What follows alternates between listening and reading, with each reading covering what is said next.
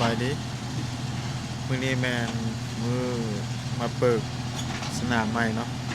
ที่บ้านเวียงเจริญเนาะโครงการตัวนี้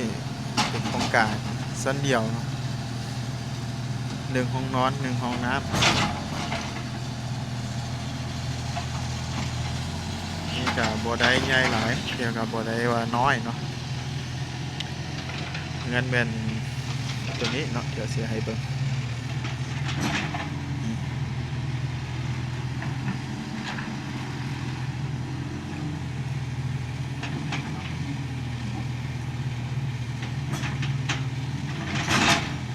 โดยรวมก็สิประมาณนี้เนาะแบบนี้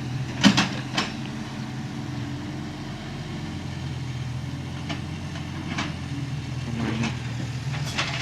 ปลูกอยู่นี้เด้อเดี๋ยวฝากติดตามนำเนาะว่าออกมาเป็นอะไร